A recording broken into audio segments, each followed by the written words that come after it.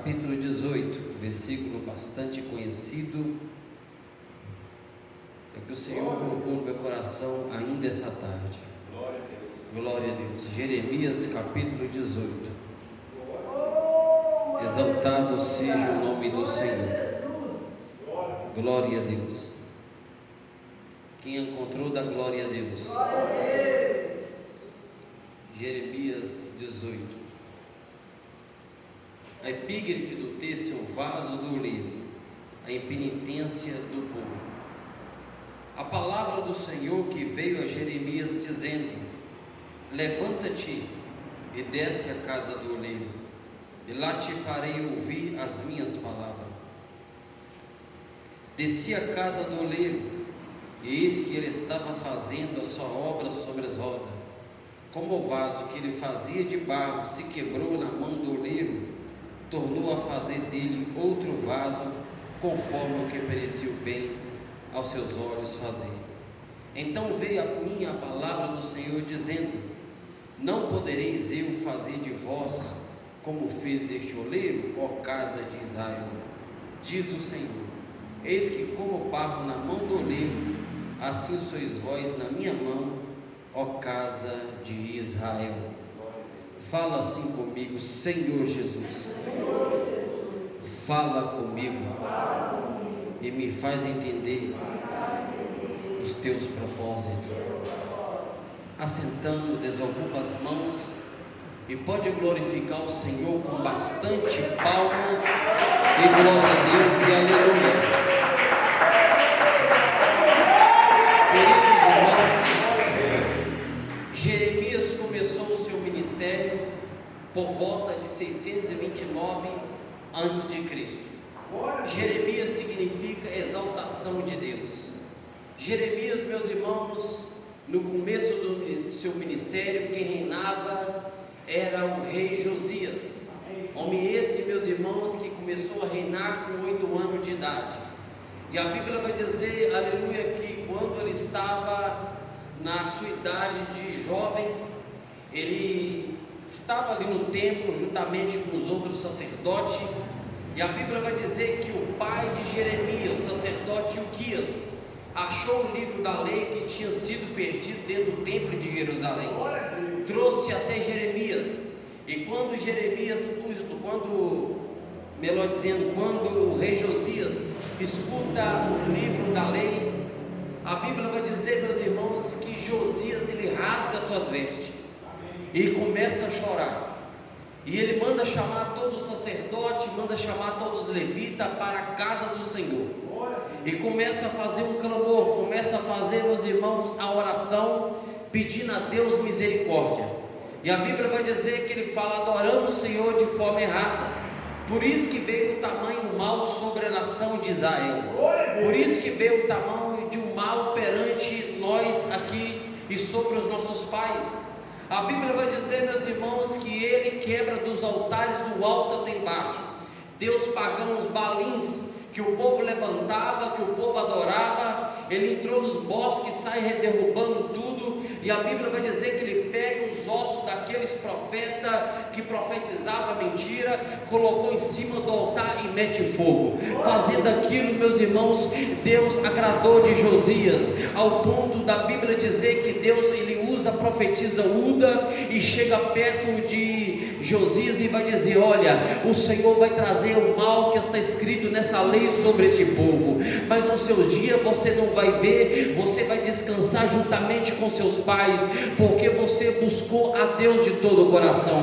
Você rasgaste as tuas vestes, você rasgou o teu coração para humilhar na presença do Senhor. O que Deus está querendo de mim, de você, é isto aqui essa noite. Nós temos que rasgar o nosso coração perante a palavra do Senhor, perante, meus irmãos, o Deus Todo-Poderoso que nós servimos. Por isso, meus irmãos, a Bíblia vai dizer que aquele que humilha será exaltado. Humilhar, meus irmãos, não é na presença do homem, humilhar diante da potente mão do Senhor. A Bíblia vai dizer que esse homem agora, ele trouxe um grande avivamento, meus irmãos, no templo de Salomão, ao ponto dele matar 3.000 boi, 3.000 cordeiros, renovando a Páscoa novamente, novamente dentro de Jerusalém. E a Bíblia vai nos contar, meus irmãos, que ainda Jeremias, muito novo, viu esse avivamento acontecendo dentro de Jerusalém. A história vai dizer numa Bíblia que Jeremias, ele tinha 16 anos para 17 anos de idade, quando Deus, ele aparece na cidade de Anatote e começa a falar: Jeremias, eu te escolhi como um profeta para você profetizar entre as nações.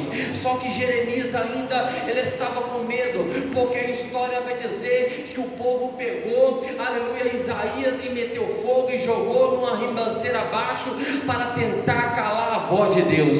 Mas nós sabemos que a voz de Deus ninguém cala, porque a Bíblia vai dizer: antes que houvesse dia, o Senhor já era, e ninguém pode escapar das tuas mãos. Operando o Senhor, ninguém pode impedir. Exaltado seja o nome do Senhor. Glória a Deus. A Bíblia vai dizer, meus irmãos, que Jeremias, ele falou no passo de uma criança. Deus falou: antes de você entrar no ventre da tua mãe, antes de você sair do ventre da tua mãe, eu te escolhi como profeta para profetizar entre as nações. E a Bíblia vai nos contar, meus irmãos, a história também vai dizer que o profeta Jeremias foi o único profeta da Bíblia que ficou vivo para vivenciar tudo que ele profetizou durante 40 anos do seu ministério. Ele viu, meus irmãos, o povo sendo levado a cativo, ele viu tudo acontecendo, ele viu os babilônicos chegando e levando a primeira, a segunda, aleluia, e a terceira vez que eles voltam, ele mete fogo na cidade, ao ponto da Bíblia dizer que Jeremias, ele começa a chorar. Ele falou: caiu da nossa cabeça, aleluia. E ele falou: se minha cabeça tornasse em água, os meus olhos uma fonte, eu choraria de noite pelos mortos do meu povo. Mas quando eu olho, meus irmãos, o capítulo 18 de Jeremias, eu vejo, meus irmãos, que Deus, ele chama Jeremias. A palavra do Senhor que vê Jeremias dizendo: toda vez que a palavra vai de encontro ao homem, meus irmãos, o homem tem que mudar a sua direção. Toda vez que a palavra vai de encontro ao homem, o homem tem que mudar, aleluia, os teus pensamentos. O homem tem que renunciar a si próprio. Eu nunca vi na Bíblia dizer que quando a palavra do Senhor veio ao homem, o homem continuou a prática das mesmas coisas, porque a palavra do Senhor, meus irmãos, ela molda o homem. A palavra do Senhor é rios de água viva. A palavra do Senhor é mais doce do que o mel. Ela transforma, ela coloca o homem no patamar alto, porque a palavra do Senhor, ela não volta vazia, antes traz naquilo que é designada. E a palavra veio para Jeremias dizendo: levanta-te e desce a casa do oleiro. Primeiramente, meus irmãos, a palavra veio para Jeremias, e a palavra veio dizendo: levanta-te, porque Deus não conversa com ninguém que está prostrado. O levantar aqui, meus irmãos, é no sentido espiritual, é no sentido, meus irmãos, espiritual, não no sentido físico, porque você pode estar deitado, porque você pode estar, aleluia, deitado sobre a tua cama. Deus, ele fala com você, mas aqui, meus irmãos, é no sentido espiritual. Deus não vai conversar com ninguém que se encontra prostrado, e ninguém, meus irmãos, que fica, aleluia, sem jejuar, sem orar, sem buscar a face do Senhor. Tem pessoas que vêm na igreja, em vez de entrar dentro da igreja, fica na porta de fora, aleluia, escutando a palavra do Senhor, dando um mau exemplo para as pessoas que passam em frente à igreja. Eu estava conversando com o pastor Roberto e estava comentando com ele sobre, em Atos dos Apóstolos, falando sobre o Eutico, quando ele entrou, aleluia, dentro do templo que ficava no segundo andar para ouvir a mensagem de Paulo. A Bíblia vai dizer que ele senta sobre a janela, aleluia, um sono profundo caiu sobre ele. Ou por que não dizer, tem pessoas que vêm para a igreja e ficam de cima do muro, aleluia, dando um mau exemplo para quem está passando na rua. Se a pessoa vir para ficar na porta da igreja, por lá de fora, é melhor nem vir para a casa do Senhor, porque, meus irmãos, quando a gente vai até, aleluia, um tribunal, meus irmãos, quando a gente vai, aleluia, prestar, meus irmãos, um esclarecimento diante do juiz, a gente não fica em pé na porta, a gente tem que ir bem vestido. E na casa do sumo juiz, o Senhor, o advogado dos advogados, a gente tem que saber portar na casa do Senhor. A gente não pode vir de qualquer maneira. E muitas pessoas estão achando, meus irmãos, que a casa do Senhor é brinquedo. A casa do Senhor, meus irmãos, é o lugar onde você tem que vir para adorar, vir para buscar a face dele em espírito e em verdade. A palavra do Senhor que veio em Jeremias, dizendo: levanta-te e desce até a casa do oleiro, e lá te farei ouvir as minhas palavras. Meus irmãos, Jeremias sabia o que acontecia na casa do oleiro, porque era um trabalho milenar, se passava de pai para filho. É a mesma coisa de um trabalho de um perfumista, se passava de pai para filho. Ele sabia, meus irmãos, que acontecia lá dentro da olaria, mas o Senhor queria que ele descesse lá e ele ficasse calado para ouvir o oleiro trabalhar.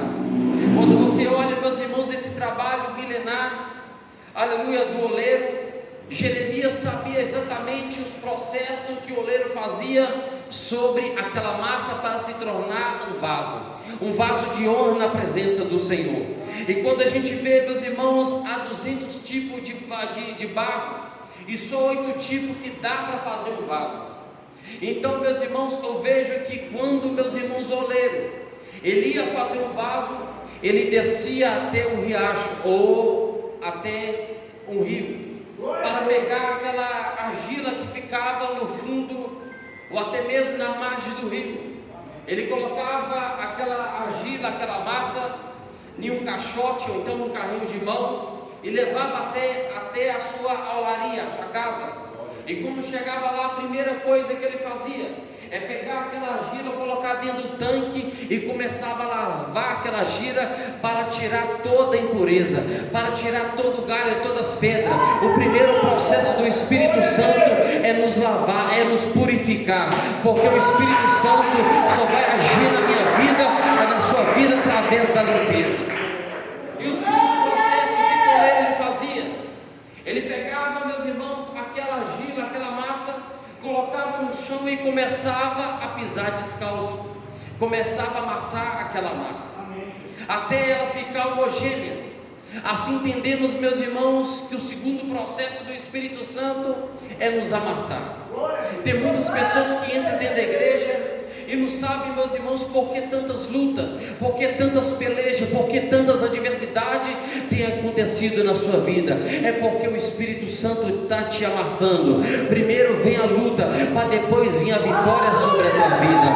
Tem pessoa que não entende isso.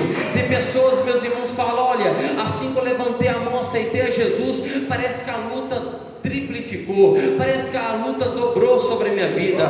Meus irmãos, a Bíblia nunca vai pregar o evangelho, meus irmãos, de prosperidade. É bem verdade que Isaías 1,19 vai dizer: se quiseres e me ouvides, comerás o melhor dessa terra. Mas se quiseres ouvides, é para escutar a palavra do Senhor. Por isso que Mateus 6,33 vai dizer: buscai primeiro o reino do céu e a tua justiça, e as demais coisas vos serão acrescentadas.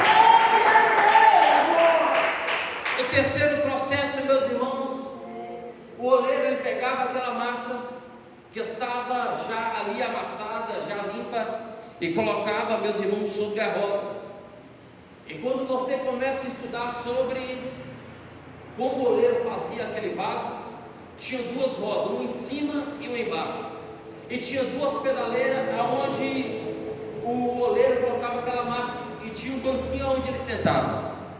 E o oleiro, meus irmãos, ele colocava aquela massa e começava a pedalar duas pedaleiras. É como se fosse uma máquina de costura. Quando a costureira vai pisando naquela máquina e ela vai fazendo barulho e vai costurando. Assim também é quando o oleiro começa a pisar naqueles pedal, a roda vai girando. E quando a roda vai girando, ele começa a pegar a argila e começar a trabalhar de dentro dentro para fora. O primeiro processo do Espírito Santo é trabalhar a nossa vida de dentro para fora, não de fora para dentro. Tem muitas pessoas, meus irmãos, que por fora é bonita, que por fora ela anda bem vestida, que por fora, meus irmãos, aleluia, parece uma ovelha que se colocar lá em cima fala: olha, a gente tem que ter exemplo dessa pessoa, mas você não sabe o que acontece dentro da casa dessa pessoa, você não sabe o que acontece no local onde essa pessoa trabalha. É dar um exemplo, e a Bíblia vai dizer que nós andamos numa grande nuvem de testemunho, aonde a gente passa, a gente, meus irmãos, é notado. As pessoas olham para mim e para você e enxerga se nós verdadeiro é homem e mulher de Deus. Então, meus irmãos, o olheiro ele trabalhava de dentro para fora. Então, o primeiro e o terceiro processo do Espírito Santo é tirar toda a angústia, limpar seu coração, tirar toda a amargura e jogar para fora. Isso, meus irmãos, que o Espírito Santo vai fazer na minha vida e na sua vida. Porque tem pessoas, meus irmãos, que é batizado. Tem pessoas, meus irmãos, que falam em línguas. Tem pessoas que pregam, né, pastor Roberto, mas ainda ela não é convertida. Eu já batizei, mas será que você nasceu de novo? Eu falo em línguas, mas será que você nasceu de novo? Eu falo em mistério, chão por revelação, mas será que você nasceu de novo? Não adianta, meus irmãos, eu subir em cima do altar cheio de rancor, cheio de ódio, aleluia, falando mal do meu irmão da esquerda, da direita. Meus irmãos, aleluia, a Bíblia vai dizer, meus irmãos, acompanhe com sua fé que os irmãos vivem em união. Tem